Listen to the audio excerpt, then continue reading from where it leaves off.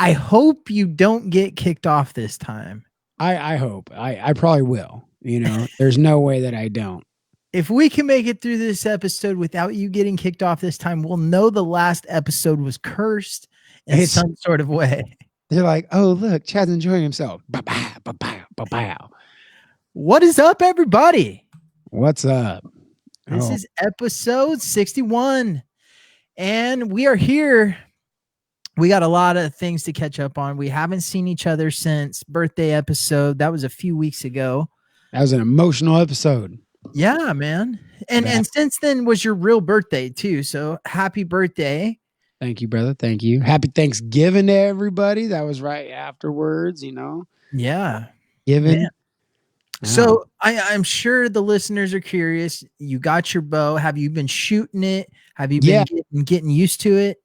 Yeah, it's flat out fucking amazing, man. I mean, I set up a little target in my shop here, and then on Tuesday nights we have a 30 arrow shoot. So you shoot 10 3-arrow rounds, a 300 round at 20 yards. So I've been to the last two of those, and probably going in the morning. I was gonna go to Elk River in the morning, but I'm gonna it's like winter storm advisory, so I'm gonna. What does that mean? What is a winter storm? This means they're gonna get like a shitload of heavy snowfall and stuff, and like I'd rather just wait it out a day. Because would you get stuck potentially? Well, I went to go move my camper under the awning last week. I got my dad's camper off the mountain. Yeah. Right? That was a fucking video idiot. Was insane, bro. That doesn't even show the half of it, bro. It was fucking nuts, dude. And I was out there by myself at first. All the shit in the camper, get it all fucking hooked up. Go to pull out, and I'm stuck. I was working on trying to get unstuck for an hour and a half by myself. You're just digging out. Dude, digging out, putting shit on the tire, all kinds. There's a lot of shit you can try. I tried it all. And then I had to walk to get cell phone service because for some reason my phone, it always like kind of works in camp, but it didn't work at all. So I had to walk till I got service, call Victoria. What were the chances that somebody was going to find you like at camp? Like, was anybody going through there hunting or anything? Slim and none. Kevin and Ron Springs come by, thank God, but they kind of heard we were there, so they pulled and went hunting from there, but they weren't coming by. I called Victoria and she called the bar and said, hey, Chad's stuck out there and shit. And then, dude, I had a whole savior. Ron came out with Mike and Taffy and Kevin Spring and Ron Spring and dude, and then Chuck T came out. Like it was fucking amazing, bro. Like everyone came to your rescue. By the time they fucking got there, bro, I'm mad, right? I just want to get the fucking trailer off my truck because I got everything in, it's closed up, it's secured, and leave the fucker. Because it wasn't, in my mind, there was no way that trailer was coming out. I just want to make sure I can get the truck out and get back to town. And Ron's like, dude, what's up, man? I think we can do it. And everybody's all optimistic. I'm like, dude. And then they're like, it was funny because Ron's like, where's that optimistic Chad that I see on Facebook? Come on, man. Like, where you at? And I'm like, you motherfucker, dude. And he got me, and dude, we got it out. And in all honesty, dude, like, yeah, if you're ever in a bad position, the help that you would pray for is what I got. Like, everyone showed up smiling in a great mood. Everybody I barely had to do anything but drive, bro. I couldn't even start digging because, Mike's digging out tires. Ron's hooking up straps. That's tight. Kevin Springs and Chuck are moving snow out of the way behind the trailer. Like, I'm like, holy shit. Everywhere I went, shit was done.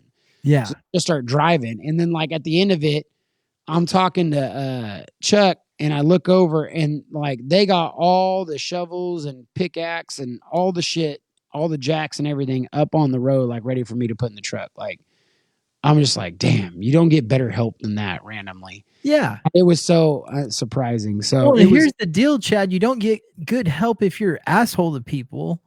If you're going around like being an ass to people, no one's going to be there to help you fucking dig a camper out of the shitty ass snow. And yeah, it was so cool, dude. Like, I can't thank those guys enough. Like, it was a very surreal couple weeks for me, man, to have, you put together that episode and the birthday surprise, which, like, I can't thank everyone enough. Like, I got to make my phone calls now because I won't just call crying every time I call everybody. So now, I can say, I got the bow. It's fucking badass. Thank you so much. And but it was that. It was Thanksgiving was amazing. The birthday was amazing. Getting the camper off the hill, got all that help and support that I could have never even. I can't ask people. I just don't. I don't want people to suffer with me. I don't want like this is my burden. This is my chore. I'm going out to do it, and if I can't do it myself, then it doesn't need to be done. I shouldn't do things that require other people to help me. That's the way I think.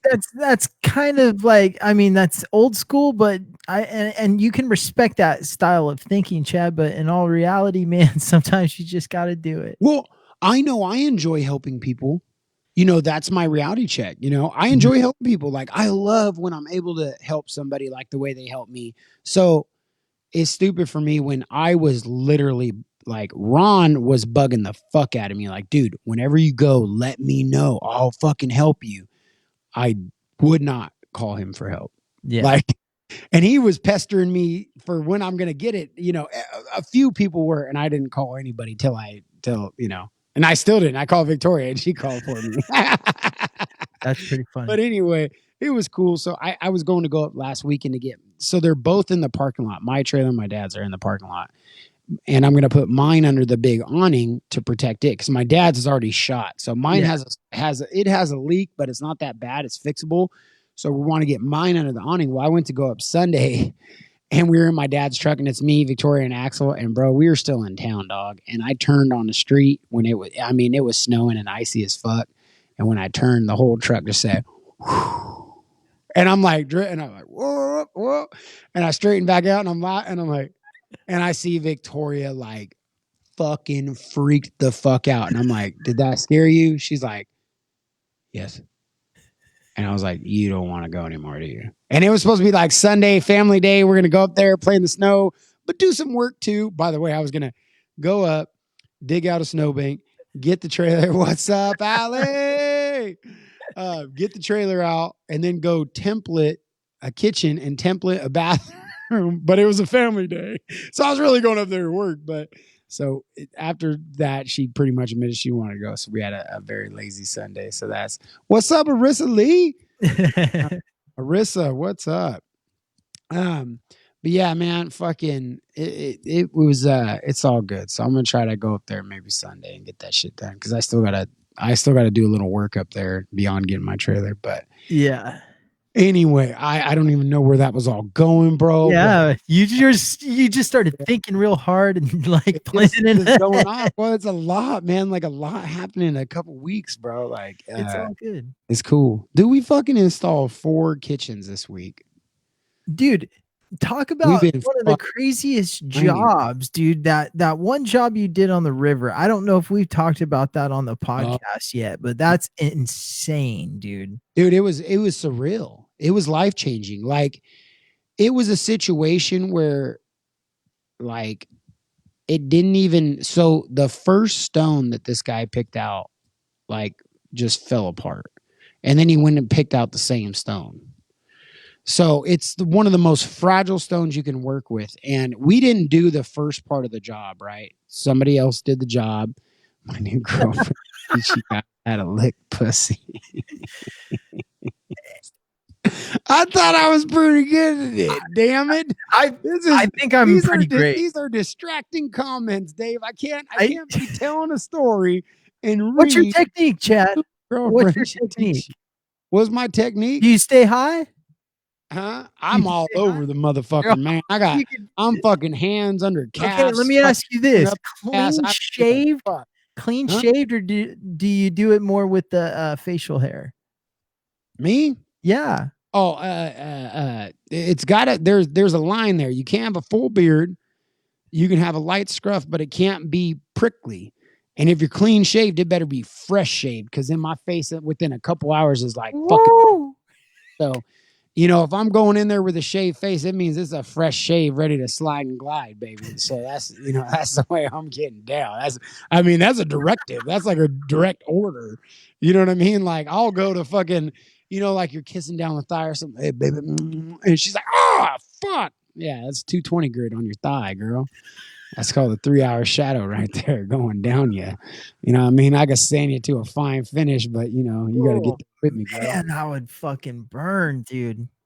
Yeah, you thinking about me if I was eating ass, bro? Like, man, that would burn, bro. I don't want No, you to drink I like could that, just imagine, bro, like because my shit gets pretty rough. right? Like, Yeah. oh man, I could fucking imagine. Like freshly shaved There, is the only way you do it, huh? there were when you got a beard and you just like fucking, it's just sloppy, bro. It's just all over, and you go, Oh, man, flavor saver, bro. oh fucking, that's what I'm talking about. I love it, bro. Like I've talked about this with other people before. I'm not gonna throw them under the bus, but like I've drove to work like without washing my face, just smelling Johnny, bro. And like I love that smell. I'm sorry, but god damn it, the people that watch this just flashed through my mind. I'm sorry. Okay. I'm sorry. You're getting pretty wild tonight, Chad. I know. I'm sorry. I've only had 1.5 beers and one glass of wine. Yeah. So this episode's sponsored by whatever this beer is. 007 Pale Ale. What the fuck are you drinking? Amanda's dad gave me a bunch of these. They were in my fridge, or else I would have had to go to I really enjoyed Amanda's dad at your wedding and everything. He's a good guy. So I apologize. Did you break his toe the night of the wedding? Did I what? Somebody broke his toe the night of the wedding. No, it wasn't me. Wasn't you? Okay. It wasn't me. I would have remembered something like that. So okay. It was actually funny. Like what did happen? How did he do that? Pushing the keg up the hill. Yes, I think somebody like I didn't, bro. I wasn't that fucking active when the kegs were going back up the hill. I had already passed out, woke back up, fucking sitting in my underwear, bro. So I was not that active. So I remember hearing him yelp. I feel like though. It was pretty funny. This weekend, Bobby and I were in Santa Cruz, and we actually were talking. We actually were talking about. Shout out to our female fans. Yes, they're going crazy tonight. But I don't even know what I'm talking about. What was I just? Amanda's dad broke his toe, and then I seen the beard on the. Yeah, that threw me off too. Yeah, they're very distracting comments, man. Yeah, like yes, we know these girls, but like with all respect, I feel like are we getting groupies, bro? We got like, you know what I mean? Are they like, what's up? It sucks because we might be getting catfish. This is just some app. No, I know them. We're not getting catfish. We're not getting catfish by anybody. Somebody hacked their account. You never know. That's what I'm saying. Oh shit! Catfish. You ever been catfish, Chad? I don't know, man. Like, nah, because I don't feel like I don't. Oh, the delay is horrible. That sucks. Try to act like you care, Chad. I do. I'm like, oh, that sucks. No, I'm like, truly, like that sucks. But I'm like, I'm trying to think of being catfish. Like, nah, I don't feel like I ever like met up and was like, ugh. Yeah. Do you know anybody who's been catfish, like a friend or? Oh, fucking 200%, bro. Like, who the fuck was it talking about how many times they'd been like catfish, but just like fucked them anyway and like just didn't give a fuck and like, bro. But that's like, I feel like as I see, like you got to figure. I was with Victoria before like real online dating at all. You know what I mean? Like all that stuff. Like, God damn it, Allie! She's doing it again. Doing it again. No. But yeah, man. Like I don't know. I hear people all the time now. Like it's so normal. Like even Rob, dude. He's Rob's like 58, and he's like, "There's only online dating now, and all everybody tells me I just got to do this and do that." And like, I never dated via online, but I'm just trying to think of like if it, when AIM came out, you talk to girls on AIM, but like, I never really met any of them. Yeah. Yeah, no. I never like met up with a girl. They told us back then not to meet people from the internet. Well, yeah, it's kind of like they said you're going to get killed because, well, yeah, catfish, kidnapped. Like, yeah, and that's what like, but now it's like the normal way to hook up, I guess. I don't know. Some people, I mean, I know some people that got a lot of pussy off like farmersonly.com and stuff like that. Like, didn't even have a farm, Yeah. you know? I, I said, what do they say when they find out you don't have a farm? He I goes, was, at that time, it don't matter. We're good. I'm like, I all was, right. I was listening to a like true crime podcast, I like those. and they were talking about like this chick that fucking kept going on these dating sites, and she got killed from this guy on one of them. And like, come to find out, he had stacked up like 4 or 5 chicks. And it was early 2000s. Like, who's going to snitch on him? Yeah. Nobody. But yeah. You know, it's crazy, man, because that's like the only way to date people. It's so easy, bro. Like, I mean, like, I don't get it at all, man. Like, I remember I was fuck, that was when I was still living with my mom and dad, and I was reading Maxim magazine, taking a shit. Max. Talking about that now the women, and it's totally went this way. It said that women were so focused on their professional careers, on them being independent women now, that they were the ones leading the one night stands now in America, and that more men were trying to seek relationships than women because women didn't want to fuck up what they had going on. They didn't want to get pregnant and they didn't want to get held down. So it was saying that the which is obviously true, that online dating and the sex apps and shit were because of women, which is obviously true, because if women weren't doing it, this shit wouldn't be around. Like, Yeah. I feel like if anything's happening now, dudes are just, I mean, look at OnlyFans, bro. That's like huge. It's porn, right? It's definitely porn. Like, I don't get it. Like, that you're paying money. Like, I'm like, there's free porn. If you want to rub one out, bro, there's a lot of free shit. Like, Yeah. I mean, but I know I remember, I only know one person actually that said they paid for premium or whatever, and he's like, it's so worth it. And I'm like, all right. I'm like, It's I never so paid worth for it. my life. I remember even when this COVID shit happened, it said Pornhub giving Pornhub premium for free for like 3 months or something. So I was like, let me look at this shit. But it was like, sign up and then your billing cycle will start. I was like, fuck that, bro, because I'm gonna forget and they're gonna bill me, dude. Yeah, you're gonna be paying $40 a month to watch fucking shit that's already out there. Yeah. Like, I'm like, to my bookkeeper, I'm like, that's personal. Just put that under owner expense. Okay. Let's not talk about this again. That'd be tight, actually, thinking about it. Like, I mean, I wonder how many business owners write off their porn usage. I don't Like know. CEOs, like big time proprietors, 100%. They're like, probably like, because they'll put it under like software or whatever it is, like office programs. And it's fucking, yeah. I don't know, R&D, bro, research and development. I mean, let me ask you this. So if you make those fleshlights that you enjoy so much, and not a long time, or if you make those, like, you know, big, like lanky dildos, like, you do got to watch what's out there to kind of see what people are into. I mean, yeah, I mean, I'm sure that there's justifiable means and methods, man. Oh shit. Oh man. Man, threw us down a rabbit hole. We were, you know, there was none of this. Allie threw it off. It's about to get even crazier. John Daniel just joined the show. I write it off all the time. Yeah.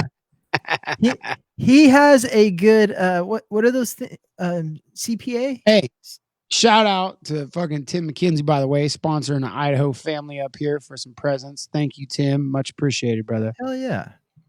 That's tight. You know, it's the holiday season. I love hearing like all the good things that people are doing. I know the local motorcycle club is doing a big toy drive, and it's been getting a ton of publicity. Like, dude, they always do really good anyway. But they're here. The run ours had here, bro. There was like John. I seen like a small part of it. John said that he was in front of one of the stores and walked outside, and they were going like for 10, 15 minutes. And before that, some old man goes, oh, they were going 10, 15 minutes before you got here. Thousands guys in side-by-sides, quads, Harleys, everything. But it was, everyone was doing the huge toy run, bro. That's like tight. It's wild because it's a small town here, but yeah, when something like that goes down, hella people fucking show up. So oh yeah, I would say in the middle of everything, it's a pretty amazing to see all of that part of it. Like if you're gonna focus on something, that's a pretty cool thing to focus on. Focus on you know, where the giving is happening and the holiday spirit is, you know, real and alive. It's pretty badass. So I remember, dude, like years and years ago, man, like I was a young kid, so my parents were pretty young, and there were times, dude, where like it was real tight around the holidays, you know, like things happen, that's also the time of year people got to pay property taxes and all these different things, you know, so yeah, it gets tight for people. And I remember it was like my dad's work. They gave us one of those honey baked hams or something from there, like a turkey from there. yeah. And it was like, it was so much appreciated at the time. And you know, you don't hear enough about that, you know, like it's cool. What's wild about like places where there's like a real winter, like up here, and we're in the valley, like even though we're in Idaho, like the valley's winter, it's a real winter, especially compared to California, but nothing compared to 15 miles outside of town, right? Because Lewiston's in a valley, so it's it literally has the lowest elevation in Idaho. Average elevation in Idaho is like 3,000 feet. Lewiston's at 700 feet, 741 feet or something like that. But what you see, dude, is when the work is seasonal and real winters set in, dude, like not only is there cabin fever legit, which comes out February, March, you know what I'm saying?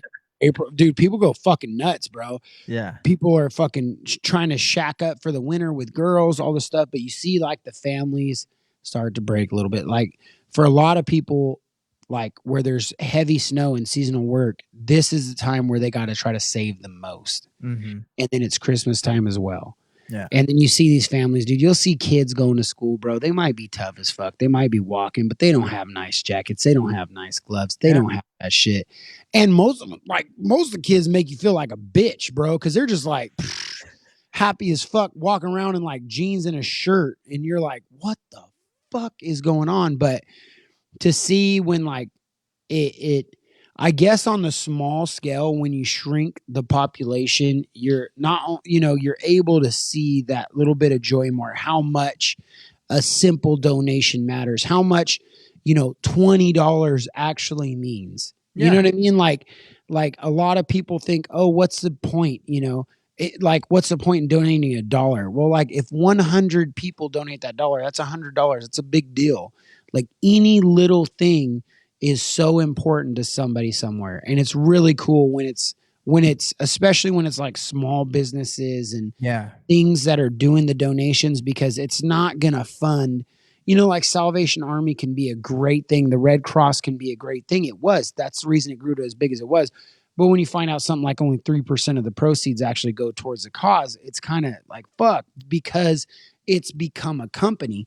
And when you're when you're on the scale of the small business side of it, it's living in your community. You're witnessing it firsthand, and it's not something, people aren't doing it to make money, and it's not a job for them. What's up, big J-Dub money maker? You know what I'm saying, bro? Watching the testimonial videos going around the country, just killing it. You know what I'm saying? You got Dave all butthurt over here because he wasn't the one recording the videos and editing them. He was all mad, man. No, he wasn't mad. I'm happy for J-Dub out there. I'm sure he's gonna try to join in on this one. We're getting too serious. We just switched it up, Bobby. Calm down. But yeah. You know, one of the coolest things, sorry, I want to go back to that. We're going to touch on this for a little bit longer. Yeah. But one of the coolest things was me and J-Dub actually used to work for a company, and what they did was during the holiday season, they found one family that like couldn't afford a heating and air system, and we would install it for them, no cost, cover everything. And, you know, partner up with like 25 Days of Christmas with the radio or you know, some local organizations to do that. And then I was even part of working at a company where we, accepted like 3 or 5 cans of food or even more sometimes. And it all went towards the Sacramento Food Bank. So it was feeding hundreds and hundreds of people. Yeah. So, I mean, dude, those things were really, really tight. You see like people like really break down and tell you like how much it's needed and how they've, been cold and freezing in their house for 5-6 years, Well, the biggest thing too is, bro, like the kids, like, like it's so sad for kids where it's like the kids were born into an environment and they did nothing to deserve being cold. They did nothing to deserve being hungry. They were just born in that environment. Some people can't get a fucking break, bro. So it's amazing to see. That's all I could say is like, same thing up here. It's badass. That's what like our company, like the big thing that like, bro, in 10 years, Granite Works is going to be fucking everywhere because me and John have the same vision of sponsoring everything. Like we gave away a Granite kitchen this year. We gave away Granite Vanity this year. We're giving away more. Like we're putting together relationships with other contractors where we can do a whole kitchen remodel, like that's tight. But, like it's like instead of spending all this fucking money on a commercial or this and that, give something to people. And if anybody out there wants to see if that motto of giving for promotion is, I don't know if it works, check out Diesel Brothers. They built their entire fucking franchise and their entire legacy by giving things away to people, by not spending fucking millions of dollars on commercials, but by giving away shit. Yeah. Like that's what, like, that's the motto. That's what we're going to do. Like, I'm not going to fucking pay hella money for a commercial. I'll fucking instead of fucking paying $1,000 so someone hears our name, I'll give away $1,000. Yeah. And more people will hear your name. And that's what we represent. But that's what, like I say, it's cool. However anybody does it is cool. It's just cool to spread a little love this time of year or any time of year, like it's really tight. Tons of people, man. Like everyone needs support somewhere. Like you see a lot of people stepping up saying that shit, and I love it. Like keep it up, man. Fuck it. Who cares if it's corny or whatever the fuck it is? Like that moment that somebody says thank you, you're gonna realize like, oh shit, I was just, all right, cool. I was just trying to be nice, but I'm glad somebody needed it. Yeah. Yeah, man. But what are you laughing at over there? What are you fucking reading, bro? I'm reading comments or something. I'm not hiding anything, dude. I'm very transparent with this. What are you doing? Let us know. Bobby brings up a good point. Bobby's got something to say. Today we lost somebody fucking badass. Jiu-jitsu legend Gordon Ryan, baddest guy in no-gi jiu-jitsu. His dad passed away last night. His dad was known all over Instagram and probably Facebook, I'm guessing too, but mainly Instagram for being the most hilarious, supportive dad around. He loved Shivani yoga. Those posts, I didn't know it was because I seen him posting posts of his dad for all the big Gord fans. I had no idea that's what it was. Yeah. His original post behind that was his dad last night before he went to bed said he wasn't feeling well, and he goes, okay, like is there anything I could get you? He said something to the effect of like I could use a blowjob, and laughed, and then fell asleep, and that was it. Whoa. Like, but yeah, it's sad, and I just found out about him recently, like a week ago. I discovered him on Instagram and was laughing my ass off. Like he was a great guy, great, supportive dad, but yeah, damn, man, that's sad. Well, yeah. Rest in peace, Big Gord, man. Bobby, way to bring up sad shit, man. I know he tells us we're getting too serious. We go from licking pussy to fuck. That's badass, Chad. Yeah. Keep it up. You know what, Chad? You've been doing good. Chad actually has started a couple new podcasts we're gonna throw out there. The Queen's Take with his wife Victoria. Check that out. That's part of the journal, so that's what that was going through. Yeah, it's on the take. Huh? Yeah. I'm just bringing it up. It's just a personal blog thing, man, that just like trying to set goals and re-guide my fucking mind and shit and sharing it. And then that fucking, it's interesting for me, but it keeps me going all week. Like I'm always thinking about that shit. So yeah. See, I don't even talking about it. I'm like, it's totally like different than, like I love this. And that was, like I said, that's something more for me to look back on. It's And, tight. It's tight, man.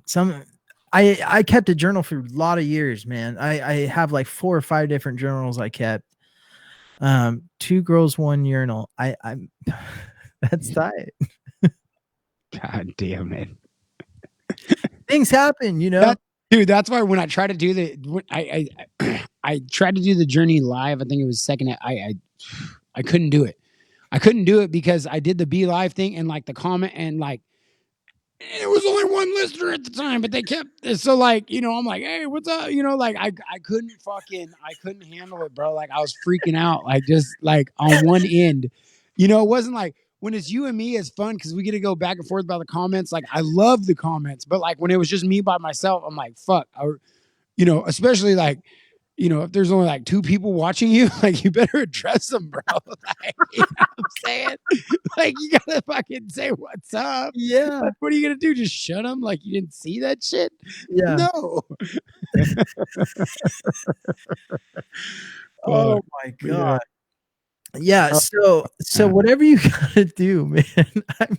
This night is just going from one direction to the next. This is why it's so much fun. Like when it sucks when we're not consistent. I know for listeners or any fans that are like waiting, but it's also really fun. Maybe not for them, but for me, it's pretty fun when it's been a couple weeks. It's like, oh fuck. It's like I don't know if the listeners know this, but I may or may not have ADHD. Okay. I'm just gonna put that out there right now in the universe. Okay. So I thrive in topic frenzy. Okay. There's a saying out there. Okay. Is that most people only say 20% of what they're thinking. And people think that I say 100%, but the reality is we talked about this before. I say about 3%. Yeah. Pew, pew, pew, pew, pew. You hold in a lot of good knowledge, man. And for a very good reason. The world's not ready for it. That must be what it is. That's what it is. Y'all just ain't ready. Y'all ain't ready. You guys watched me eat mushrooms and get really serious on this podcast before. Well, no, nobody knows that I ate those mushrooms. Never mind. One thing I do want to bring up, man, you've been training jujitsu again. That's fucking badass. Yeah. It, to that, well, I've been watching you go back and stuff, and that was part of something that like it's pretty crazy, like how no ladybug, come on. Good luck. Well, it fell off the water ball. Now it's stuck on his back. Come on, man. Why can't you flip over? Fucking meant to die. I got it flipped over. No, that's on his way out. You're going to heaven, Jack. Look at that slow crawl. Oh fuck. Oh man. Sorry. That ADD. Yeah, the jiu-jitsu, but no, but the jiu-jitsu, like it was just something that, like I always fucking miss it, bro. And I started working out with Victoria again. Victoria is my rock. She is like so dedicated to me, like doing the things that make me truly happy. Not things that I think I want to do, but things she knows that when I do make me a better person, because she's a witness to my life.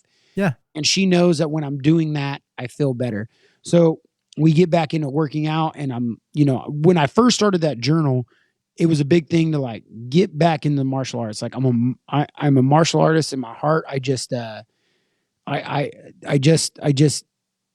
never like, I didn't place a very high value on it. I thought that, and that's not demeaning anybody that did at all. Like in no way, shape or form am I saying that. I was always so worried about work and just, work, and then I'd be tired, and I didn't know how much better the martial arts made me at work and life.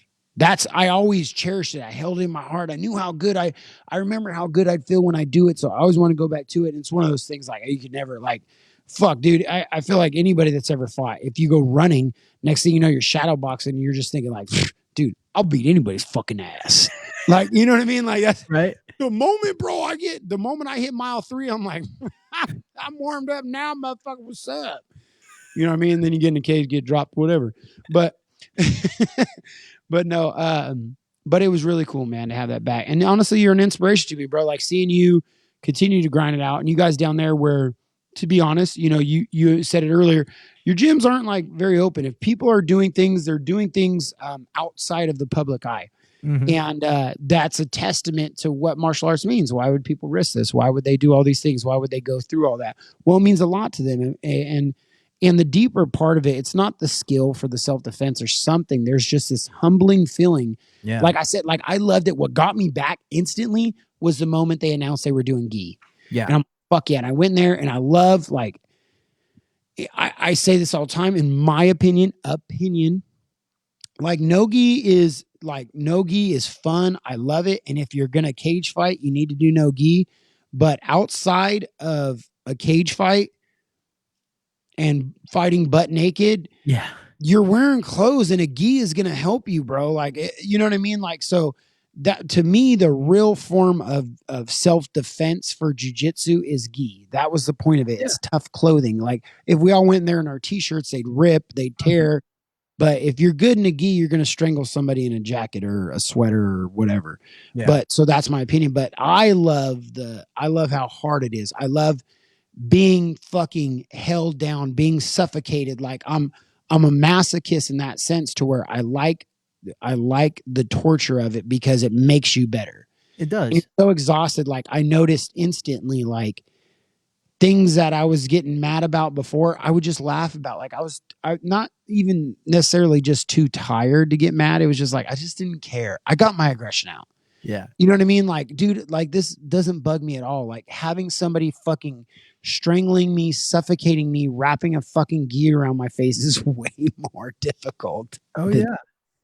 So I'm so appreciative, and truly, bro, you and everyone down there, that was an inspiration. So, and I've been working late, so it sucks, but I'm getting in like one day a week at least. That's good. And it's fine. It's the first time in my life where I'm like, dude, it's okay. Like it's better than nothing. And if, you know, whatever it is like, I'm going to keep just going in there, biting at it a little bit at a time. You know what's crazy about that whole thing is it's come full circle now. For me to go back to jiu-jitsu, when I first went back and started training at Andres and then even my transition to Shingu and going back over there and all of that, like you were a huge role in that. Like you told me you went and trained and did that Cesar Gracie seminar. Yeah. And Half, I think, was a part of it too. Cesar Gracie, Half Gracie, Higgin Machado, and Henzo Gracie, bro. Yeah. You told me about that. And I was blown away. And shortly after that, I ended up going back and I thought I didn't have the time to train. I used to tell everyone I don't have time to train. Like my schedule's really busy. That's what you really feel when you're out of it, man. You just think, how am I going to do this? Yeah. And then once you get into it, it's like, man, I can't really miss a day, or I can't miss, you know, my day that you get mad that you don't, that you're, you know, like that was the biggest thing that I was going through and realizing is, one, like like beating myself up for missing, you know, like, oh, like I just would feel like I failed. If I missed a night, I failed. That's it. Fucking goddamn it. Obviously you don't fucking care, or, you know, I took a night off. I don't fucking care. But it's like, fuck, dude, just get there when you can. Like keep going, like slowly, surely, like not, I guess that's the biggest thing. Like every martial arts instructor will tell you when you're young, any coach in general will tell you, especially in combat sports, don't rush into it, man. All the longtime coaches will be like, if we get a student that's in here every day for 2 months, that's the guy that's going to drop out. Oh, yeah. Like they just get burnt out, or they don't lose, they don't accelerate as quickly as they want. It's just that slow snail crawl that really gets you to the finish line sometimes. And that's like what I'm okay with now. Like I'd rather be moving really slowly towards my goal than just stagnant. But You know, consistently moving. yeah, I just slowly moving forward, and that's fine, man. Like I love it, and I love it. I love it. And you like seeing you go back into it and going through your thing, dude. And it is cool, man. And seeing Bobby back into it, and like seeing a lot of the guys back doing what created our bond, what created our friendship was this thing. Yeah. We're all back into it in our own way. And like, dude, like it's just it's something it's like a drug. It really is. Like it makes you a better person. Like you can't explain it. It's the cliche thing of like, I just can't explain it. You got to experience it. And it's true.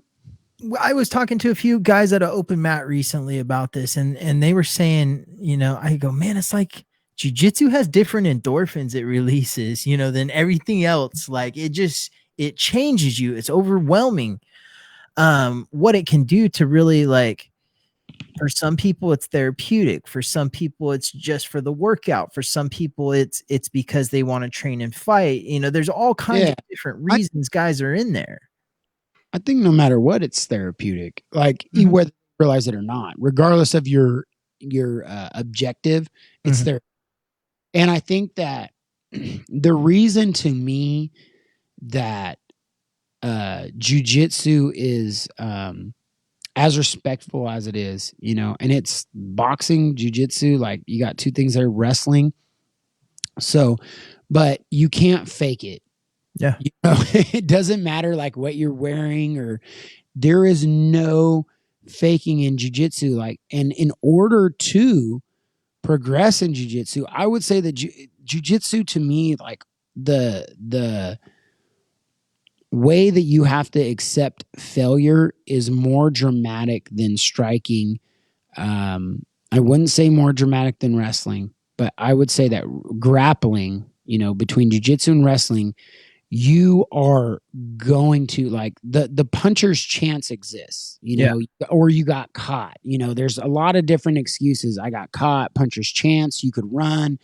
When it comes to grappling, you are going to lose a lot before you ever get better. And you have to lose to get better. You have to be willing to accept that. And in order to ever improve a technique or a pass or a submission, you gotta fail to get it right. You're gonna keep failing. You're going for a high risk move.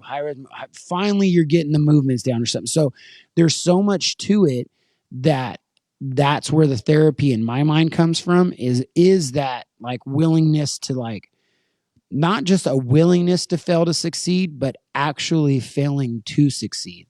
Like, you know what I mean? Like there's a difference there. Not just like, oh, dude, I'm down to fucking die for this shit. Like, no, you're dying for it. Yeah. Like, you know what I mean? You are going through that. Like that's that. And that is the only path to getting better. And then, realizing that if you're better than somebody, that it's not fun to roll with them if you just dominated them. So you find yourself putting yourself in a less dominant position, which helps them, betters your weakness. So that is therapeutic and humbling. So that, all together, it's a really beautiful picture. To me, that's the way I paint it. And on one hand, I could be sad that I missed out on different years and all this time, but I'm not. It is what it is, man. And I'm happy that moving forward, that I see it in that light. Yeah. And I think you're one of those ones, Chad, like, once you get past like a certain point, it's going to almost like motivate you so much to, like, to really stick with it and find a niche with it and find a way to fit it into your everyday life or your every weekly life. And dude, I think it's going to be just a matter of time, going a few more times, getting steady with it. It takes a while. That I used to get this fear every time I went to the parking lot, or dude, I remember my first like few months at Shingu Fighter, dude, I'd be so scared to fucking go in there, dude. Chuck Walker and beasts like that, dude, I'd be rolling with, and I'd just be getting murdered. And I remember my parents, I'd go back home and they'd be like, "Did you tap anyone?" I'm like, "Nah," but I got close to passing someone's guard, and I got in a really good position here. And I mean, it was like this fear comes over you when you get to the parking lot, and you almost talk yourself out of it sometimes before you get to that point.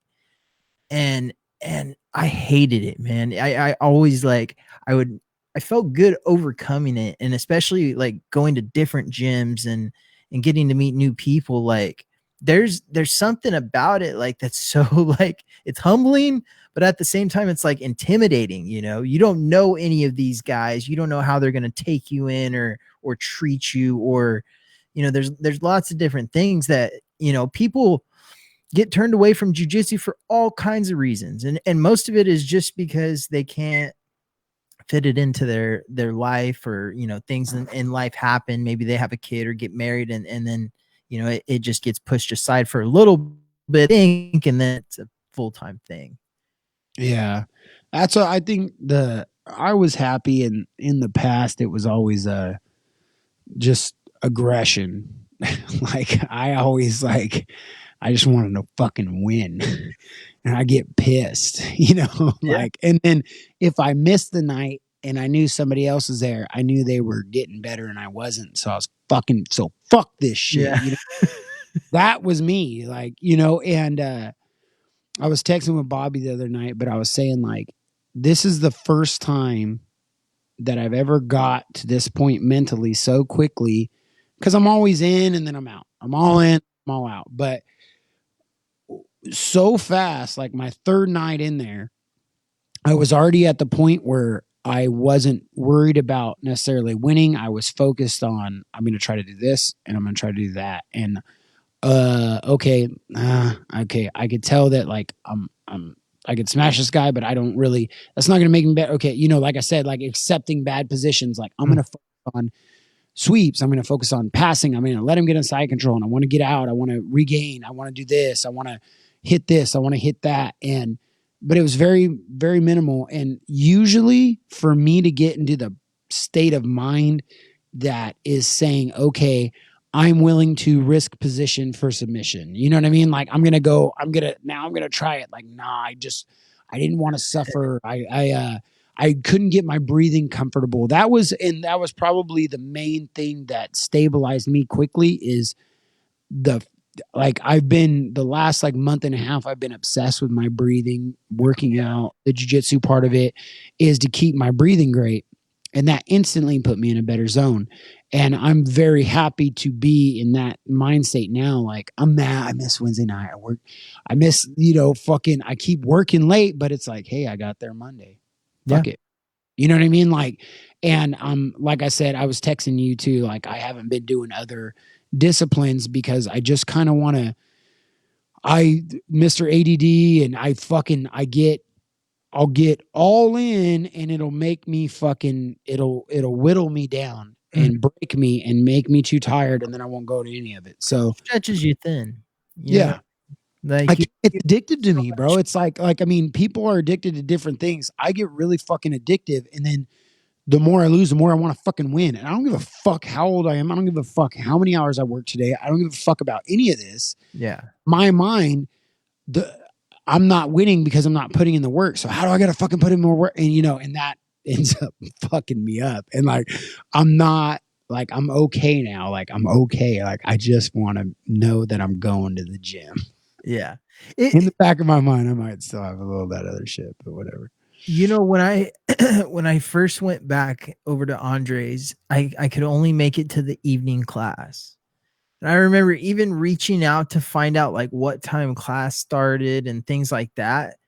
Dude, I was so nervous. I hit up Sabio and I was like, hey man, I want to come train. What time does class start? And then I hit up Andre and I said the same thing. And I was like, whoever gets back to me, I don't know who's on Facebook that much or whatever. And then they got back to me. And I remember I found out they had an evening class, and I was like, all right, that's cool. And I didn't pay attention to the schedule they sent me, that it was like the advanced class. And so I was like, all right, whatever, it doesn't matter. And my only time I could train was when I got off. And I made it like a point to say, if I got off at like 6:45, I was able to shower and get in the car and get to jiu-jitsu on time by 7:30. But if I got home too late, I wouldn't go, or, whatever, I wouldn't go late. But it helped me stick to something to where I committed. And sometimes I train once a week. Sometimes I train twice a week. Sometimes I train 3. Sometimes I train none. I mean, it started off like all over the board, but it kept me going and it got me hooked. And then all of a sudden, boom, and I'm doing tournaments, and that got me hooked and kept me going. And there's little things along the way that'll keep you on the mats and keep people, at it. And it's different for everyone. Everyone finds their own little thing about it, but it's fun. I love jiu-jitsu, man. I could talk about it all day. I know it's fun, man. I'm just so happy, like, to be. I love being back in the gi. Like, I love it. I love the gi. I don't know why. It's powerful, man.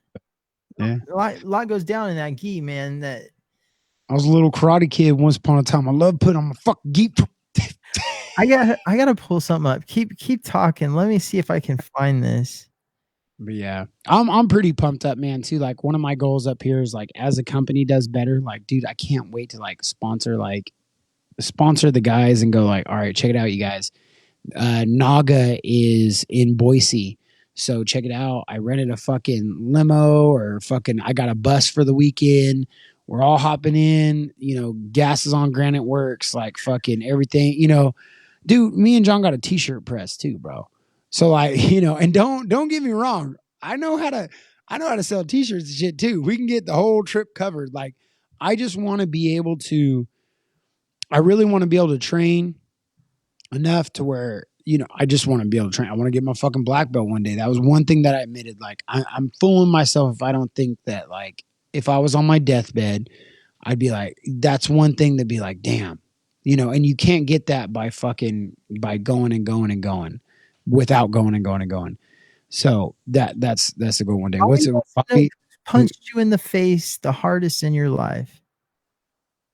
The hardest I've ever been punched in the face, man. And Chad, you are a martial artist. You really are.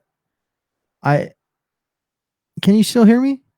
Yeah, I can hear you. The screen went black, but I can hear you. I'm going to show you why you are a great martial artist. God damn it. I see you catching this guy in this video.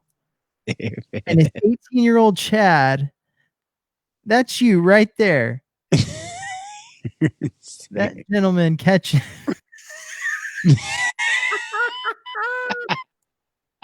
He's right there. Watching this bar. That is Chad. He's smiling back there. That is Chad. That is Chad. He has been a martial artist doing this bullshit martial arts for years. Oh, man. That MC Dojo life right there. Shout out. That page is great. Oh, man, that's hilarious. Oh, I don't know who punched me the hardest in my life, man. Rico hit me pretty fucking goddamn hard. He kneed me in the mouth. I bit through my mouthpiece, and the next morning half my tooth come out on the inside. But I don't know. I think Rico comes to mind. He hit me pretty hard. That last dude I fought, like, it was weird. Rico, I felt that last dude when he hit me, that Kerry Ross in the last fight. Mm-hmm. And he dropped me with the punch, but I didn't feel it, like, at all. Like, I didn't feel shit. Like, I didn't feel it. His first punch that didn't drop me was hard, but the one that dropped me in the second round, I didn't really feel. Chad, I need you to take this away for a second. I gotta handle something. Someone's at my front door. Someone's at your front door. All right. I don't believe this right now. He went and screamed black on me. So something's fucking going on again, you guys. Dave's up to something.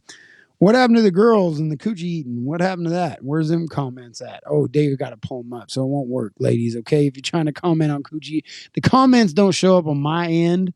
Just so everybody knows, the comments do not show up on my end, or I guess even the viewers' end, unless Dave pulls them up. So if I'm talking like this right now and Dave ain't there doing his little thing, then I can't see what you guys are saying right now. So I'm just talking to a dead camera. But yeah, I got some good stuff going on in the shop. I don't know if you guys are looking, but this bugs me. Okay, you look and you say, "God damn, Chad, that wood behind you that's been there for a while." I did actually cut a couple boards out of this log right here. Okay, so this is one of my goals. As I'm sitting here talking, I'm like, right there, bro. That log gonna go bloop bloop bloop bloop like a motherfucking staircase down. Next thing you know is boards for the sauna. That log right there on the table, cut up and down. How's the sauna doing? You guys ask. Oh fuck, man. I got waterproof it. Get it going. We good. I guarantee by 2025 it's done. All right. That's the way it's gonna go right there. I wonder what Dave's actually doing. I don't believe he's over there doing something at the door. I don't know what's going on. I hope everybody has an absolutely amazing fucking New Year's. And I'm gonna say this: don't let people shit on your New Year, New Me shit. All you motherfuckers talking shit. New Year, New Me. I always say that shit. Always progressing, man. Come on now. If you ever fucking goddamn, if your hair grows, you ain't the same as you were yesterday. That's what I believe in. But yeah, I hope everybody out there setting some kind of goal, lose some fucking weight, work out, get fit, maybe get fat. I don't give a fuck. Maybe be skinny your whole life. You want to eat a bunch, do something. I don't know. I just always believe in improving in some way, shape, or form whatsoever. I really thought Victoria was going to come out here. She was supposed to come out here and get a goddamn, I put out some vodka tonic for her to come out and have a drink with me and shit, but she put on her PJs and said, "Hey, put on some socks, slippers, come on out with that vodka tonic." She said, "We ain't got vodka." I said, "Yeah, we do." So we got Grey Goose. Shit, I didn't know we had vodka at all. When the freezer found out it was Kirkland, it wasn't Grey Goose. It's the same thing, same distillery. Yeah. But she ain't out here. What's up, Dave? You're back, bro. Good. What'd you do while I was gone? I just totally talked circles and random. Like I'd see like distilled water. We have over 75 viewers on right now. Right now? Yeah, I don't know what you did while I was gone, dude, but there's 75. I've never seen that number that big. 75 viewers right now. They're all about to drop off, bro, because I was talking about fucking nothing. Oh shit. We were talking before the show about, sorry, that was kind of weird. So Amanda forgot her phone and she went to Lodi with her friend. And so her friend texted me. Lodi again. Her friend texted me like, "Hey, she doesn't got her phone, blah, blah, blah." Well, anyways, then she's ringing the doorbell. We got a Ring doorbell. I look at my phone going ballistic over here while we're on the show. I see it's my wife and I think she's locked out. And I know if she's locked out, I'm going to hear it. So I ran in to open the door for her to make sure. And she handed me a bag full of Chick-fil-A. So it was her? Yeah, it was her. And she handed you a bag of Chick-fil-A? Chick-fil-A. It's a good woman, bro. And there you go. There you go. Dude, they had that. They just opened a Chick-fil-A up in Spokane, bro. There was a line like miles long. Do they have Chick-fil-A in Idaho? I don't know if they do. They just opened one in Spokane, Washington. So that's 2 hours north. But the lines were ridiculous. Everybody was like posting it. I'm like, yo, it's good, but it ain't that fucking good. I have it ain't that fucking good. I have a new set, dude. I'm gonna blow everyone's mind. If you eat fast food and you guys want to know who has the best chicken sandwich, it ain't Popeyes. Popeyes is good, it's delicious, but it ain't the best. It ain't Chick-fil-A. Chick-fil-A doesn't have the best chicken sandwich. The best chicken sandwich comes from KFC, and it is the crispy colonial with Nashville hot seasoning on there. Blow your mind away. Did you ever get those chicken double doubles? Those chicken double deals where you put the stacks of chicken? Oh yeah, with the cheese. There was no bread. Yeah, it was just Chicken, cheese, chicken. Oh man, that was the bacon best. or something on them. Huh? Didn't they have bacon with them? I think so. Yeah, they had bacon too. Yeah, Yeah, yeah, yeah. cheese and Yeah, bacon. it wasn't just cheese between them, but god damn, they were good. I was like, this is my sandwich right here. This is what the fuck I'm talking about. A bunch of pussy ass shit. Put a bunch of fucking lettuce on here. Have you ever had one of those chicken sandwiches? I forget. I think it's KFC that's doing it, but it's like donuts as the bread. Yeah, I hear people talk like I get tagged and shit like that, but like, nah, that's not my thing. Like, I straight up eat a fucking maple bar, bro. Like, don't give me no donut as my bun. You know Have what you I'm ever saying? had maple bars Like, with real bacon on the top? yeah, not that big of a big deal either. I'd rather have a maple bar and some slices of bacon.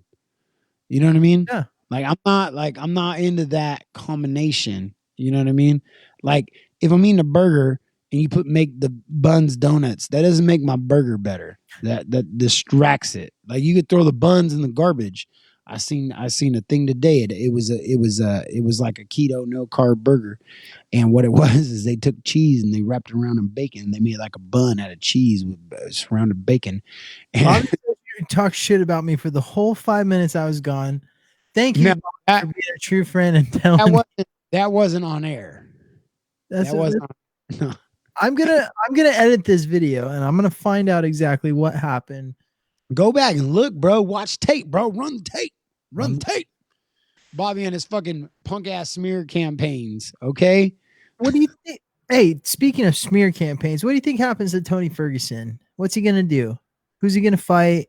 I think that man, I think that psychologically he's just done, bro. Like even in the interviews, like me and Victoria were bullshitting, but like his interviews, he's like, what did I do wrong? You know, like he's just his strength was his craziness at one point, and he trained super hard and he got good at stuff. But now, like, that's what happens, like in certain realms of psychosis, bro. Like that motherfucker went too far, bro, and he's gone. You know, and like I think he's just on his downward spiral. Like, dude, I have mad respect for Tony Ferguson. Like any fan of fighting is gonna like Tony Ferguson, but psychologically, I think that he's just timed out, man. And I think he went through some crazy shit, bro. I mean, claiming your son's Jesus and getting the cops called on you and trying to come back and losing and then losing on the longest fight, you know, all this shit. Like, it could be fight falling through a million fucking times. yeah, I mean, and never getting to be the champ, but feeling like you're the champ, and you got to have that kind of confidence to be the champ. And like, I just think it sucks, dude, that you know they never got a fight. I don't think that Tony is going up from here. Like I think that was, you know, I think his time has passed, but it doesn't mean that he ain't a fucking stud, a badass, and all the above. I just think it's an unfortunate circumstance that he's a little bit off. After seeing Tony in these past couple fights, do you think that he would have beat Khabib? No, I never really thought it. I never thought he would beat Khabib. I heard Eddie Bravo talk. I thought it would be a good fight, but I never really thought Tony would beat Khabib. Just because this is my thing. This is what I was even saying about with Charles Oliveira. Why I took Charles Oliveira had nothing to do, believe it or not, had nothing to do with anything that I thought about Charles Oliveira and his skill set. It had to do with the fact that Tony Ferguson usually gets beat up for 2 rounds. You know what I'm saying? And Tony Ferguson hadn't been in a 3-round fight in a long fucking time. He's only been in 5-round fights, and he starts to win in that 3rd, 4th, 5th or something like that. He almost snapped his arm off. Yeah, this time he didn't even win in the 3rd, but that was my point. I'm like, it's only a 3-round fight. He's gonna lose. Like that was like my mindset. Like he's got to get fucked up before he comes back. And that style of fighting in the history of sports only lasts so long. Yeah, it's just so with Khabib, I think that it would have been the same thing as far as he loses those first 2 rounds. But by that time, when Khabib gets warmed up, it's kind of like nasty. Like the way he takes over and his reads on your movements, like Khabib's it was just getting better and better and better. And Tony Ferguson was just being, even though Khabib was being Khabib, Khabib was being a better Khabib each time. And I feel like Tony Ferguson was just being the same guy each time, just this dog of war. Tony Ferguson was always a dog of war that pulled it off. Dog of war pulled it off. Him and Anthony Pettis. I mean, all these fucking wars that he went through were wars. Well, and you kind of see the same thing with Max Holloway right now. I think he's kind of falling off a little bit too. Well, I think Holloway got too comfortable, like knowing he's good and knowing he can take it, which you're right, because Tony Ferguson's kind of like that. Like, but that last Volkanovski fight, man, I really thought Holloway won. The first one, I agree, Holloway lost. Second one, I thought Holloway won. Mm-hmm.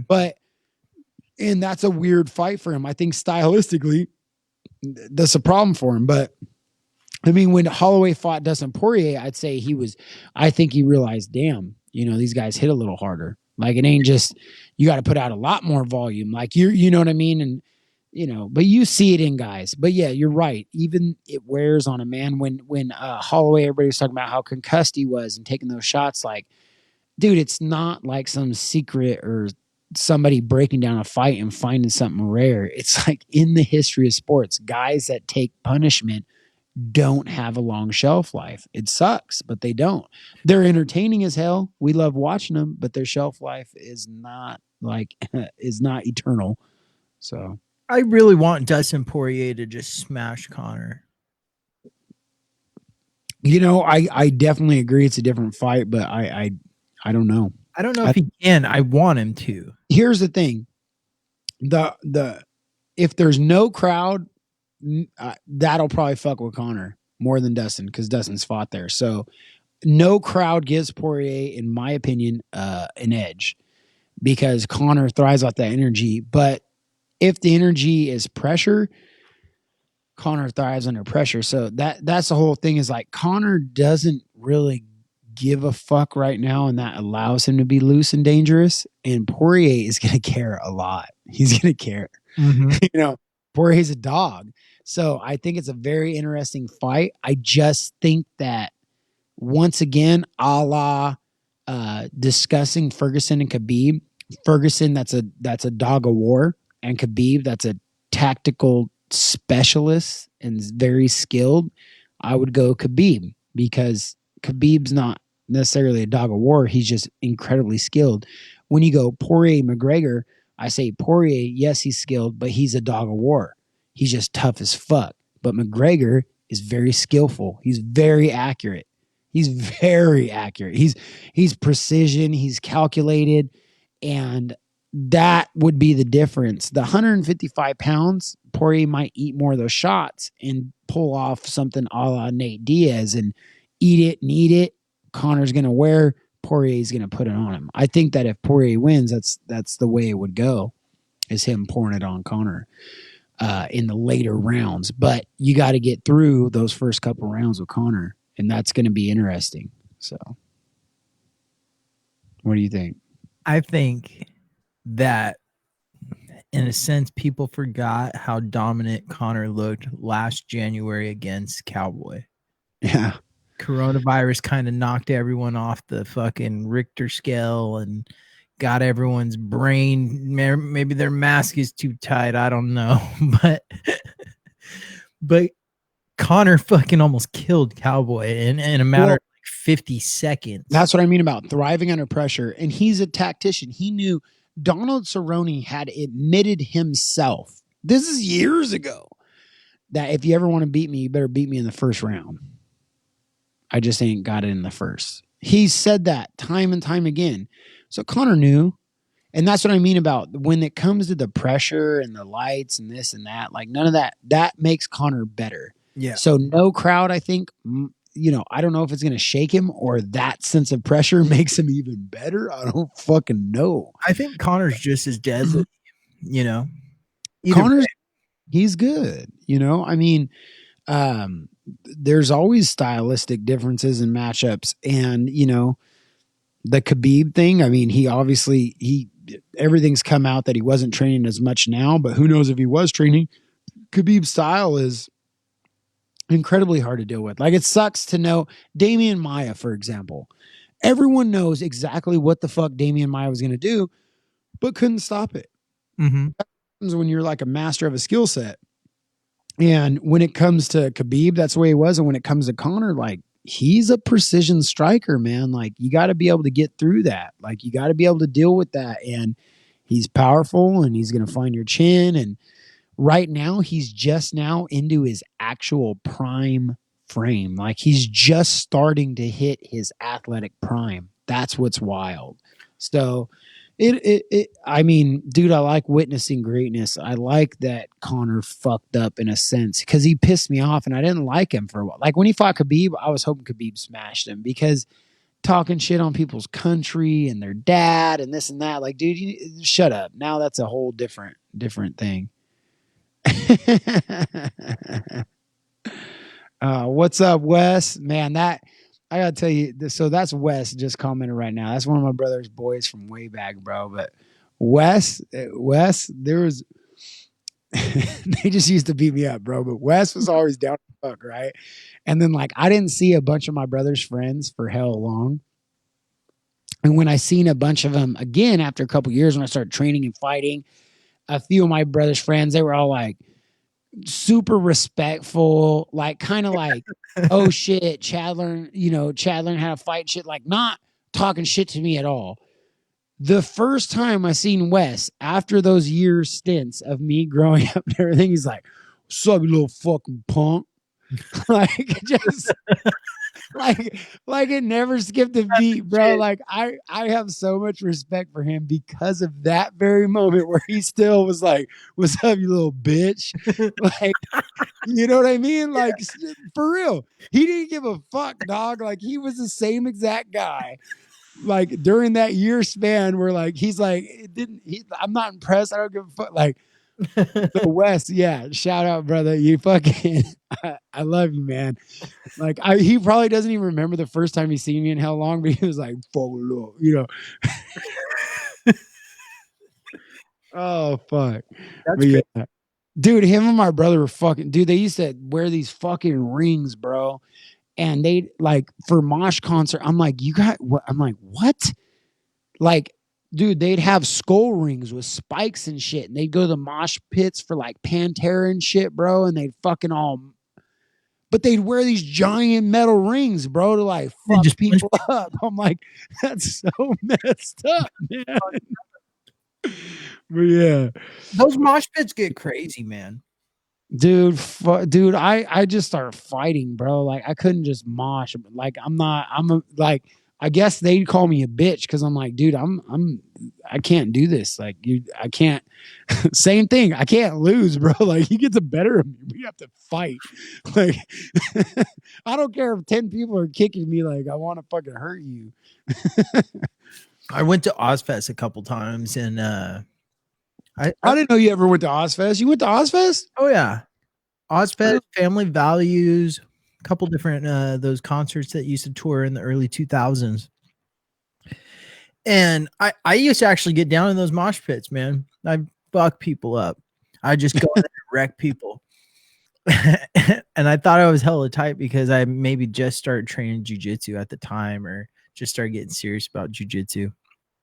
And so I thought I was hella tough. I was like, I'll just tap them out if they fucking try to get up. Like they don't fucking train.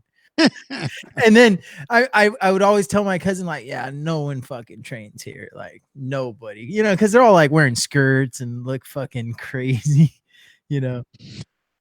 Well, I was fucking wrong. And because like I was at one of those fucking concerts, Nick Diaz is right next to me, and I'm like, oh shit, yeah, don't fucking don't say they don't train because he definitely trains.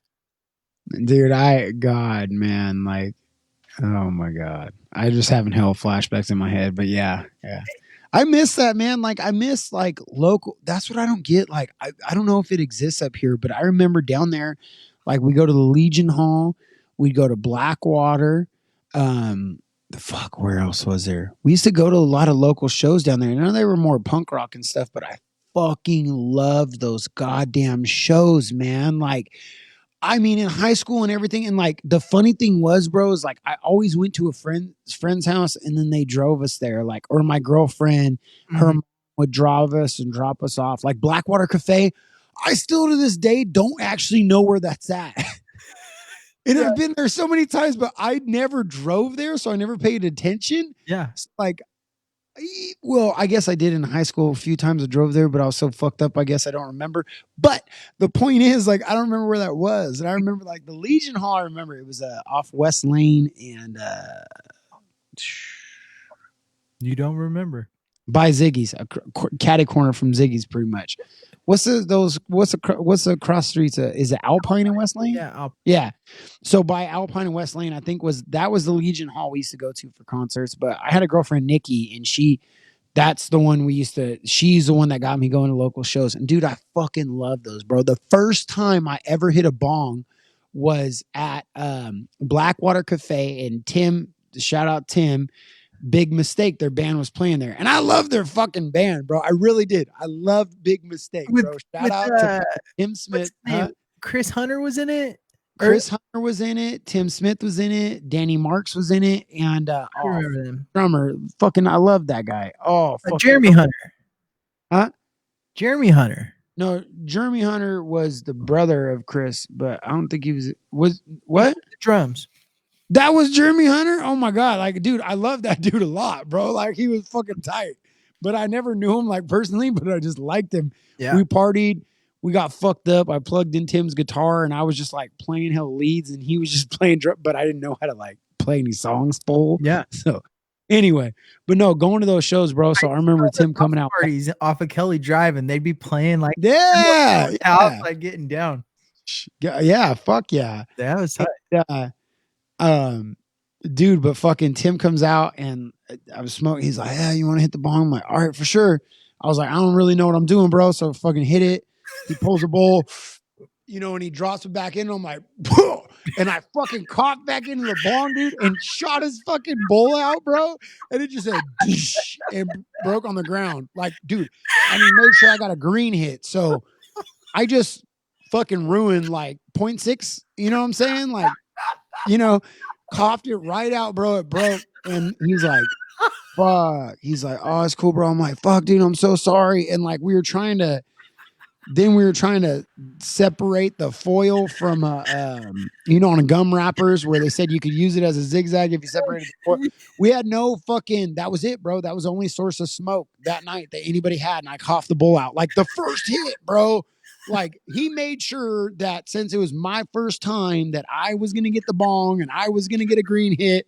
And for some reason, I coughed back into the bong and shot that bull out, bro. I felt like the biggest loser in the world, dog. I was like, oh my God, bro. Like, what the fuck were you thinking?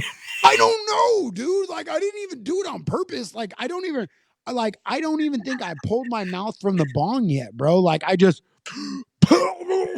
like I never hit a bong before. I got big lungs. So I cleared the motherfucker and instantly just coughed back into it, bro. And just coughed that bowl right out. I'm sorry, Tim. I'm sorry. I feel like I just need his address and I'll mail him a fucking, Oh my God. Oh my God. I thought for sure, I'm like, nobody, everybody hates me now. Everybody's got to hate me now. Smoked with you after that. I'll tell you that. No, we did. We did. Out of the ball. Yeah. Maybe just because they didn't want to tell me to fuck off. Maybe that was it. Because I was stupid. But what's crazy is that we both went to those types of parties and saw the same bands, but we didn't go with each other, or I didn't even know each other then. Yeah. Yeah, I don't remember seeing you there. I remember, dude, one of the fun ones was it was me and our band at that time was called Prophecy 11. Me, Ryan, and this other dude, Jeff. And fuck, we did find a drummer for a little bit, but we were I was dating one girl, Ryan was dating another, and we went and I think it was at Danny Mark's parents' house. I can't remember whose house it was, but Big Mistake was I don't remember if how did it happen? I feel like we all got kicked out of Blackwater.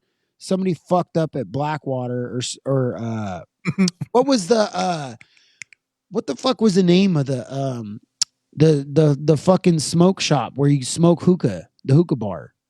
Yeah, the hookah bar. That's just what it was called, right? The hookah bar. I mean, but maybe it was there the show got, I don't remember.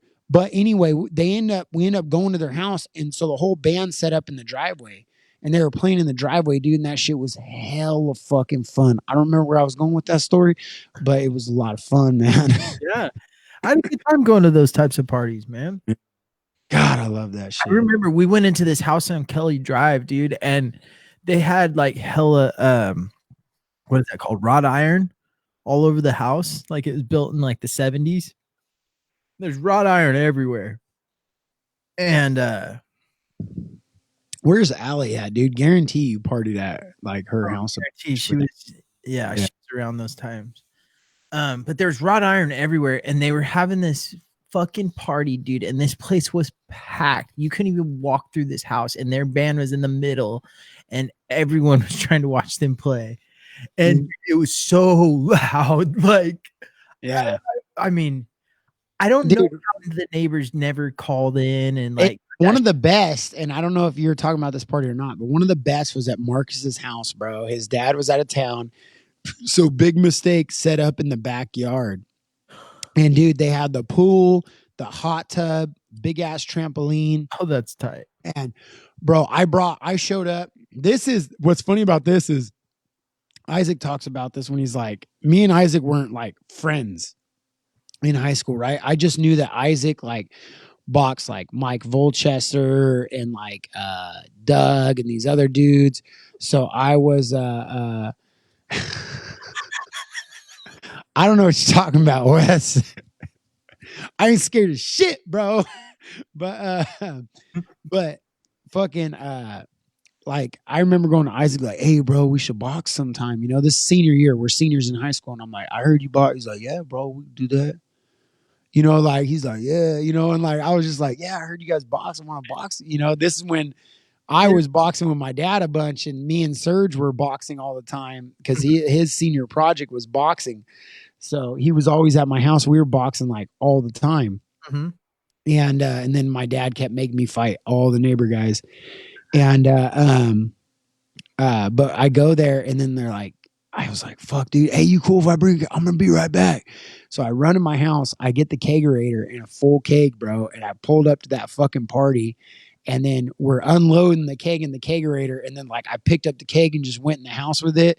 And fucking dude, we fucking that night was insane, bro. I remember, oh my God, that night was fucking badass. One, I did jump off the roof on the trampoline, and when I bounced back, I fucking missed the trampoline, like hit the ground. And that was like, to be honest, bro, at that point, I think like even though it was senior year, I was 16. That's before I went to Plaza, and I think I was still like a virgin at that time. But like people were fucking in the hot tub, bro, in the pool, and I'm just getting drunk, bro. Like I wasn't even getting pussy, dog. I would just during that time, I would just get super fucked up. Like I just knew how to fucking rage, bro. And in the room, they just got I don't remember if it was Pete or somebody, but they just got one of those a vaporizer. Oh God. So they were smoking out of the vaporizer, but they just kept pulling all the weed out. Once it would turn like brown, they'd pull the weed out, and they had like this stack of weed. And I'm like, dude, we go in there, and I'm like, yo, that shit's still good. They're like, no, that's all garbage. I'm like, no, it ain't.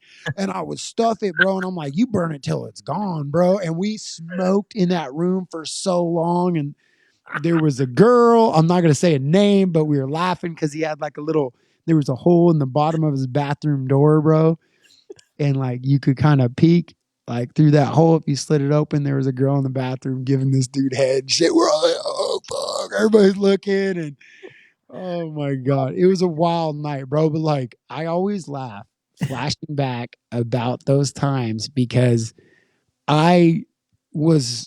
I didn't really believe that everybody was actually having sex, but come to find out, everybody was having sex, and I was just fucking getting fucked up, bro.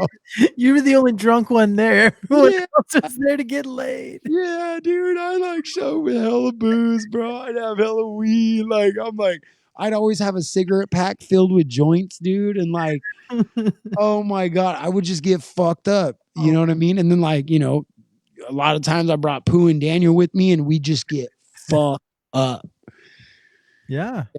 But it was good times, man. But that party in Marx's backyard, oh my god! Because I think I crashed there that night, and then we were clean. Oh my god, dude, that shit was so much fun, man. Yeah. It was funny because me and Isaac, when we first started training, we started talking about nights, and he's like, "What the fuck?" Same thing like you know. Yeah. I was there. Oh, I was there. Like, what the fuck? I didn't even know you were there that night, you know. And like, like he thought he said, I just thought you were like some spoiled ass fucking white boy that just got away with whatever the fuck he wanted. And I'm like, that's probably like a very good assessment. I'm like, I can't necessarily say anything because that time my parents had a lot of money. You know, yeah, I had to work my ass off, but Yeah. they had a lot of money and I got away with fucking everything. Oh, yeah. Like, I just somehow pulled it off all the fucking time, dude. I mean, let's be real. You've always kind of gotten away with shit. Like your first little run in with the porta potty delivery that you were telling a few weeks ago. That's crazy, yeah. I mean, there's always something going down with you, man. That one time at the park when we were running from the cops, you know. Dave, are you scared right now? Are you truthfully scared right now? Yes. My dad is a preacher. I was scared at the time, man.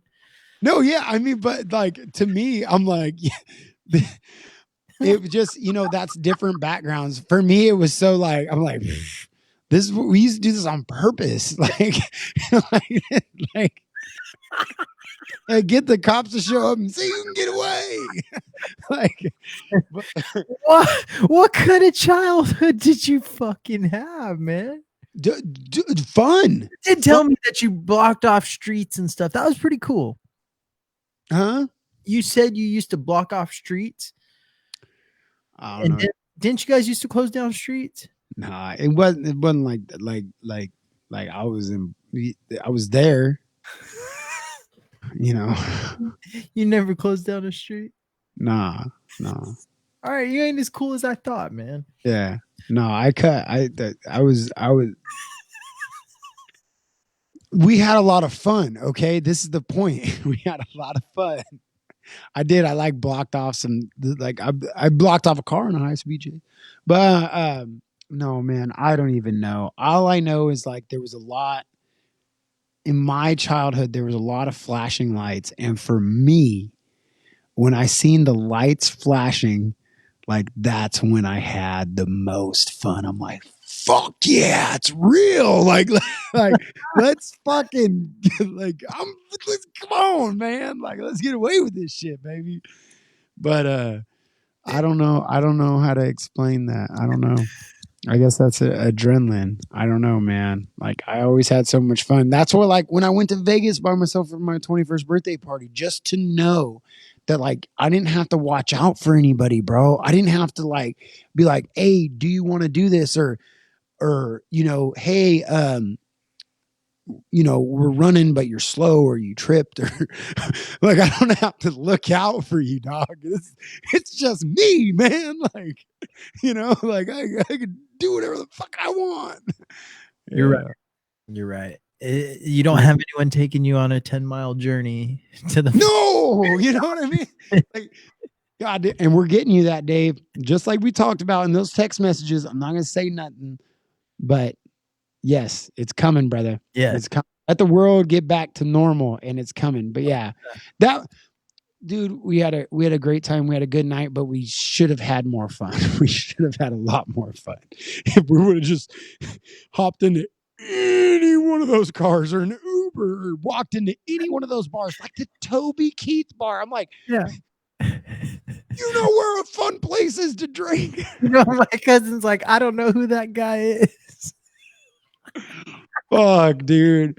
I was trying to, and you got to remember, I was on the verge of passing out like the whole time, and I'm still like, fuck, we could have so much more fun. I just don't want to walk and walk. We're in Vegas, dude. We need to go fucking spot to spot to spot to spot, not walk by everything great so that we could go to some random fucking outdoor little circle bar that means nothing. Like, yeah, that'd be cool if it was in Stockton, but we're in fucking Vegas, bro. Like, this is not fucking Stockton. Like, that means nothing. We passed up everything great, everything grandeur, everything Vegas. We just walked by to get here for miles. Oh, that's hilarious. Oh. J-Dub's gone. I bet if he ain't getting on, bro, he's just tuning out, you know. What does the roof of a police station look like, Chad? That's a question you might know. That particular one, I know what he's referencing, and it was just, you know, it was a flat roof with a little bit of sand and gravel and stuff. But well, you guys were all at the house when I took off that night. Forget about that. It wasn't like I was home alone that night going on my adventure. Oh, you used to, you know, back in the day when I first got my apartment, I used to get many phone calls from you, Chad, saying, "Hey, I want to go swimming," or "Hey, let me use your hot tub." "Hey, let me use your pool." Dude, hot tub hopping's the best. For anybody out there listening, if you want the best fucking date night of your life, man, it's hot tub hopping. Yeah. What you do, and you got to know it, when you get good, you're going to have your final destination where you know you're not getting kicked out, right? And I had that, but I would purposely start in 3 to 4 other places. You know, I always did a bottle of wine because nobody chugs a bottle of wine. Yeah. It gets you buzzed quick. Oh, Stuart. It's cheap. It gets you buzzed quick. It's fun. You can drink it for a while. So I'd always do wine and I'd pretend like I'm classy. So you go to hotels and you hop the fence and you get in the hot tub, right? They all close down at like 10:30 or 11, and you hang out in that hot tub, and security will come out. They'll kick you out. You leave and you go to the next hot tub, and you keep doing it. But there will be, wherever you are at, I promise you, there's going to be a hotel with a hot tub whose security simply doesn't give a fuck. And you know that I can end my night at that fucking hot tub, baby. And I had so much fun hot tub hopping, and that's what I called it. I'm coming over hot tub hopping. And then you get into the fun of, you know, mind you, it's fun. You go from a cold pool to a hot tub, cold pool to a hot tub. Boom, you're back. You're fucking wired. You're doing good again. But then sometimes you know where the heated pool is, and that's when it gets real fun, you know. Remember Greg's timeshare? Remember we were in the hot tub and jumping in the snow? I wasn't there. You weren't there on that? Wasn't there. Oh, it was Greg's parent. Oh, I thought for some reason I thought you were there. Oh, but yeah, that was fun. It was, I remember, yeah, we went up there and we were in the hot tub. Then we were doing snow angels and getting back in the hot tub. It was fun. Man. With dudes or with chicks? Dudes and chicks. Yeah. Mainly, you know what? I'm gonna be honest. I feel like it was dudes and Sherry, but so like I'm like I didn't have a girl with me. Yeah. So yeah. Speaking of OnlyFans. Yeah. Oh my god.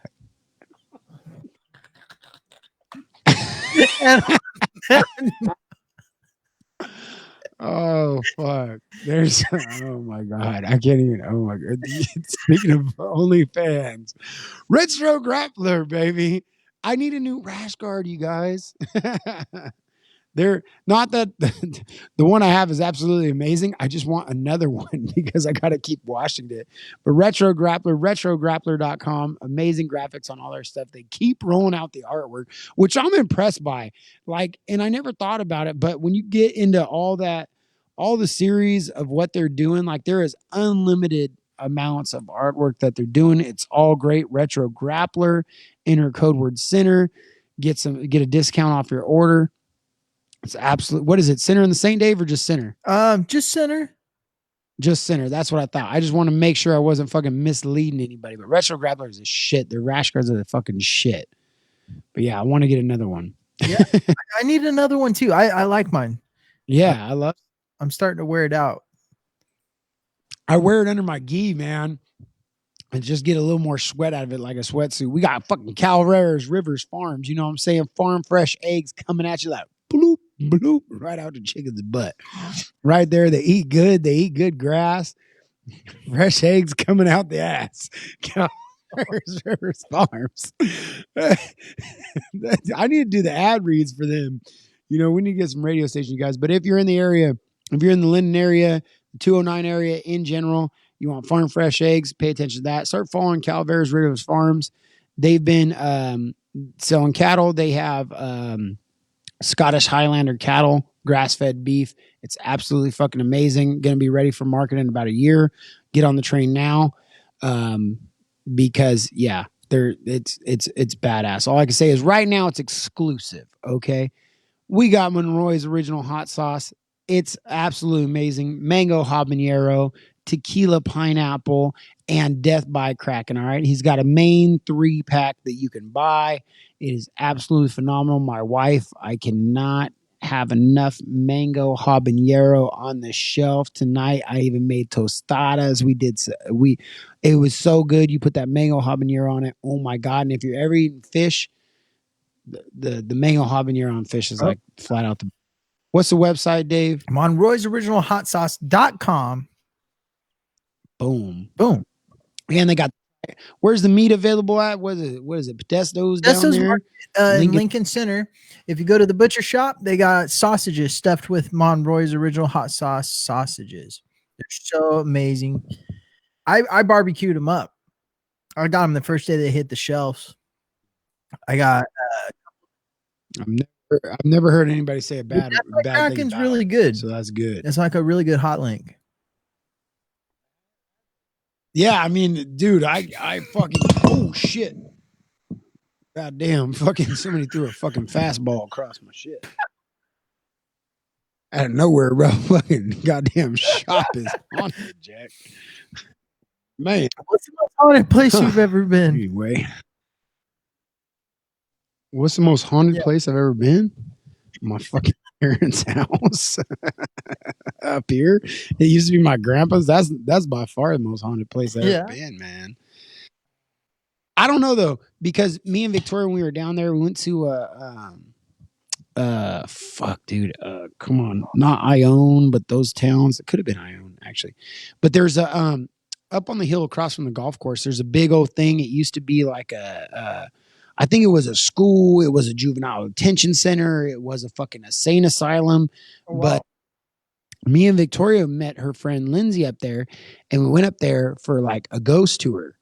And like, dude, it's fucking scary as fuck, bro. You go up there at night. It's a flashlight tour. You go through, they tell you all the stories about all the shit that happens. Like, dude, it's just a freaky ass fucking place. And then they turn on these radios and the static, and then like supposedly ghosts talk to you through the static. I mean, we did hear some crazy shit, but when you involve electronics, I don't know. I trust it as much. Doesn't mean that it's not unnerving, but yeah, but the only like true, like crazy ass paranormal activity I've ever experienced in my life mainly was in my parents' goddamn basement. Yeah.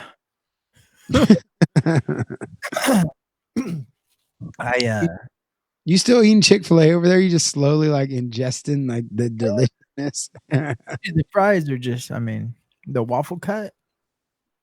Yeah. Lack salt, man. They lack salt like fucking crazy. Dude, that's why I love my Sharps Burger Ranch up here, bro. Their fries are fucking phenomenal. They're so salty and hot and fresh. It's phenomenal, bro.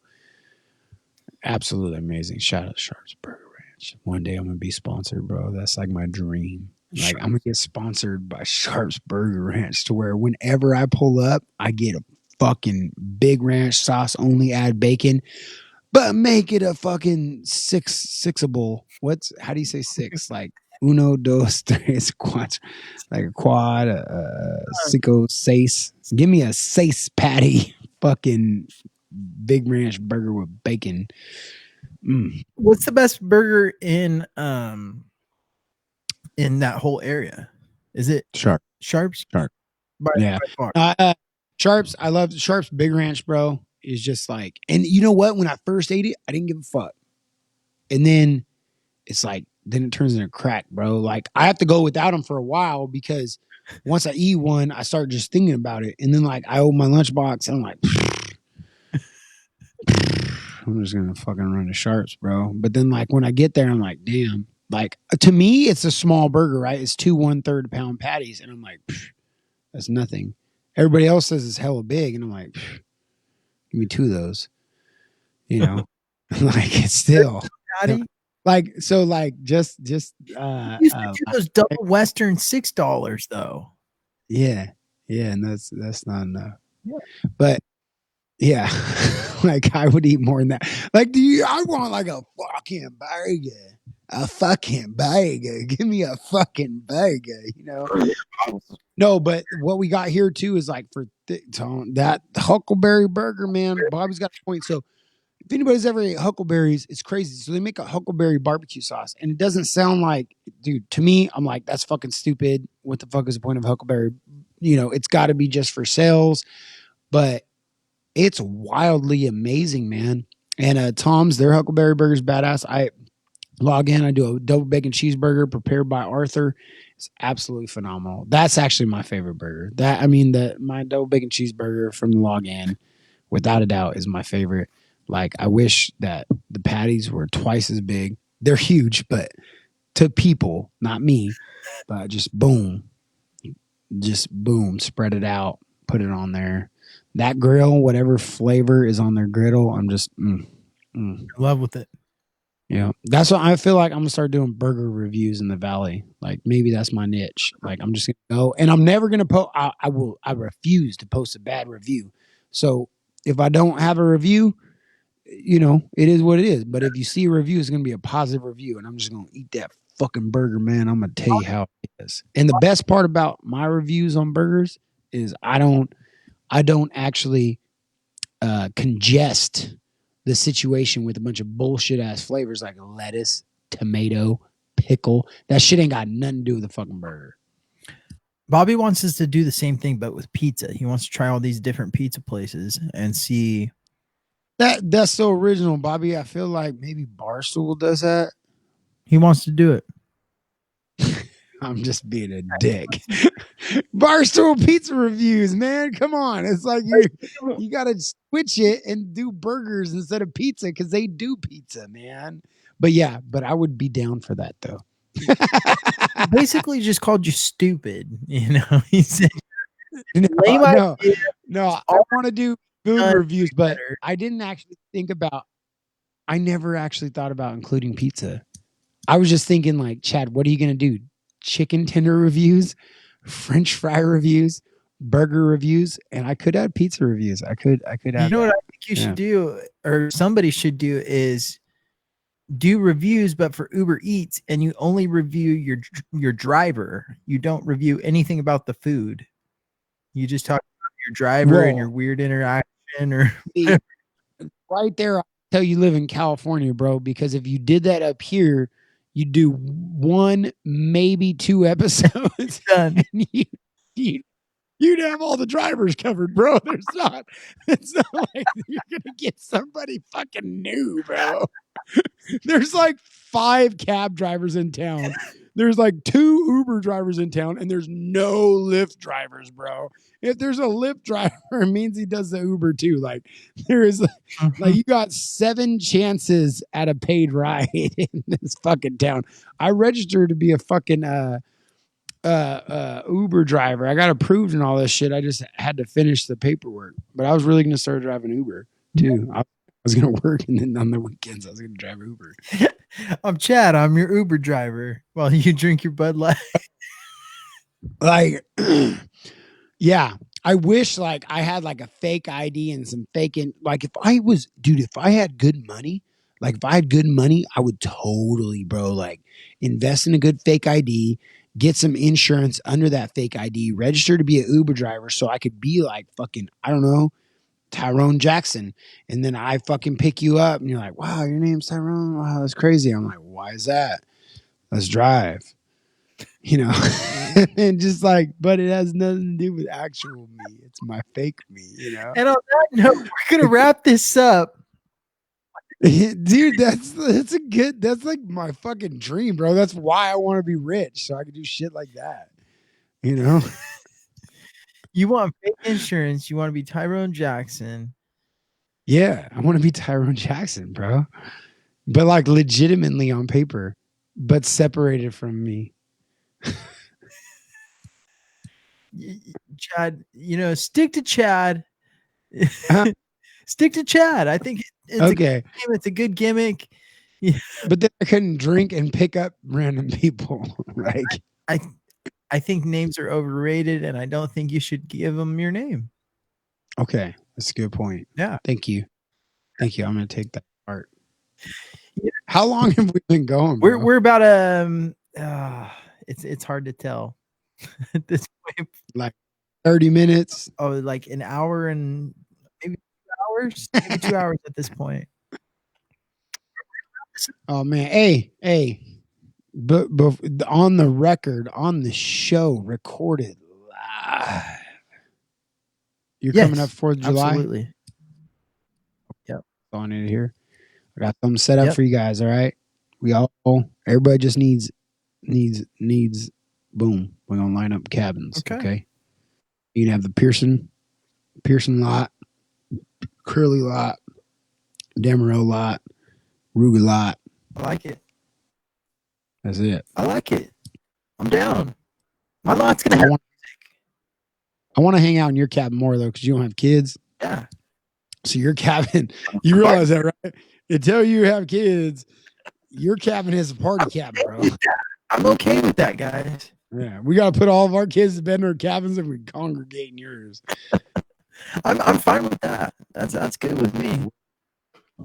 And with everyone in there, it's going to prevent us from having kids, so we can come back next year and have a hell of a time again. Nah, bro, you still. Never mind. All right, we're gonna wrap this up. This is getting real weird.